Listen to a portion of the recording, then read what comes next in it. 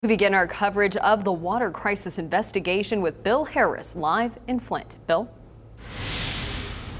Good afternoon, Sadie. Dave, 5 people have now been charged with involuntary manslaughter in connection with the Flint water crisis investigation. Now, those charges are related to the death of an 85-year-old man who had Legionnaire's disease. One of the 5 include Nick Lyon, the head of the Michigan Health Department. The others are people who are already facing charges in the state's investigation of how Flint's water system became poisoned with lead. Darnell Early was Flint's emergency manager when the city used the Flint River. Howard Croft ran Flint's Public Works Department. Leanne Schechter-Smith and Stephen Bush were state environmental regulators. Now, Chief Medical Executive Dr. Eden Wells has also been charged with lying to a peace officer and obstruction of justice related to an alleged attempt to stop an investigation into the health crisis in Flint and later misleading investigators as to her actions. NBC25 Stephanie Parkinson was in court this morning and following the story, just got a court moments ago, and right now joins us in downtown Flint with more. Stephanie? Yeah, Stephanie, Bill, with this investigation, there's one question that a lot of people have been having, and that's about Governor Rick Snyder. When will he be charged? Well, today they told me this investigation isn't over, but Attorney General Bill Schuette tells me that this is a big turning point in this case, and it's not the end, though. When I asked him when the end will be, when will this all wrap up, he told me when he feels he has justice for the people of Flint.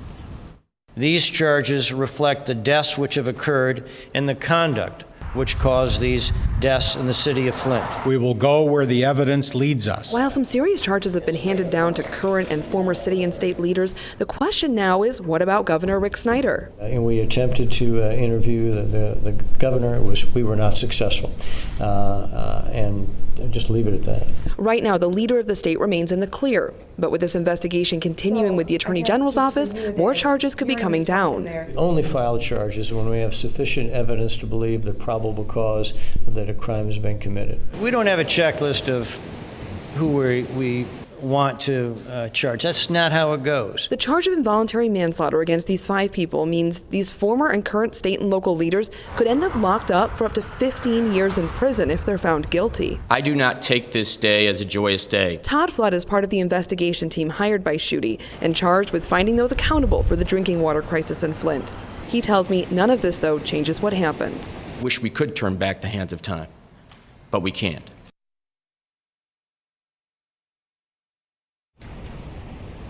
So, Stephanie, where does the investigation go now?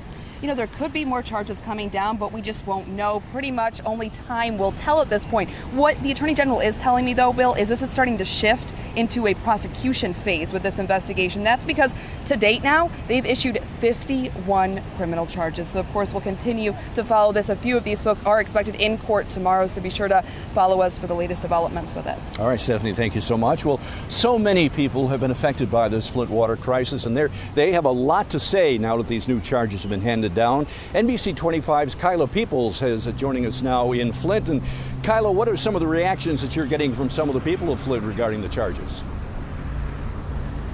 Well, Bill, the people have been having mixed emotions about what was announced today. They're saying even though they're happy that the charges were more intense than before, these charges should have been added a long time ago. We spoke to local activist Melissa May shortly after those 5 officials were charged with involuntary manslaughter in connection to the death of Robert Skidmore, an 85-year-old man who had Legionnaire's disease.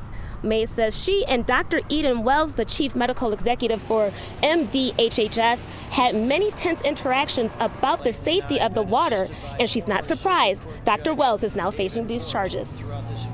I went back and forth with her last year about the safety of bathing, and it was not very polite because she was talking about how it's safe, it's perfectly fine to bathe, but yet they had done no testing on showering and bathing water. And then you look at that's most likely how these people contracted Legionnaire's is in the shower. So her lying to investigators shows that, again, she was more concerned about covering herself than protecting the people.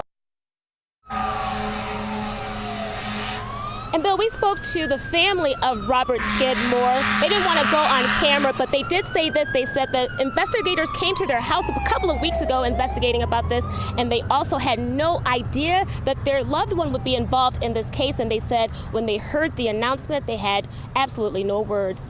In Flint, Kyla Peoples, NBC25 News.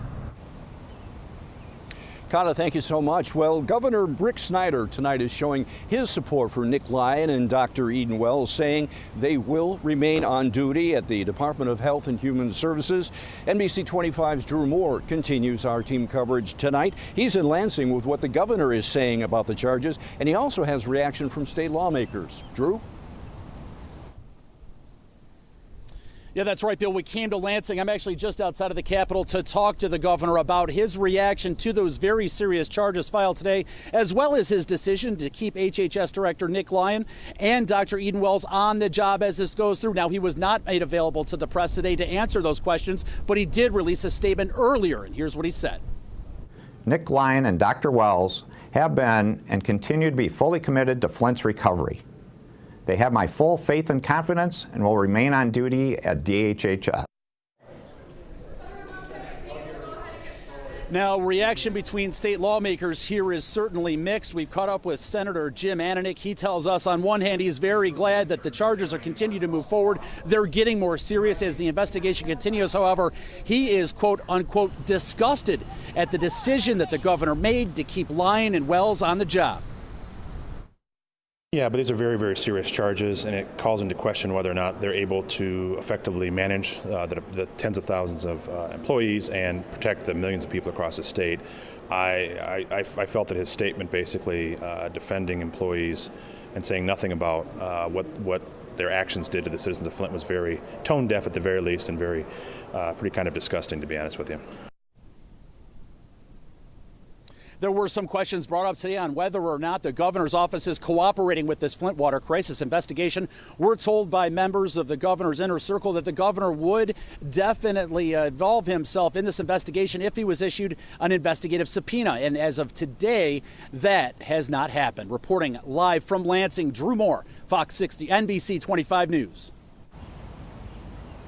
Drew, thank you so much. One final note from here in downtown Flint tonight. We are now learning that Nick Lyon will be arraigned tomorrow at 11:30 at Central Court here in Genesee County. We'll have more on the Flint water charges on later editions, Fox 66 News at 10 and NBC25 News at 11. And for the latest on the Flint water crisis, you can always go online, our mobile apps, or NBC25news.com. But right now in Flint, Bill Harris, NBC25 News.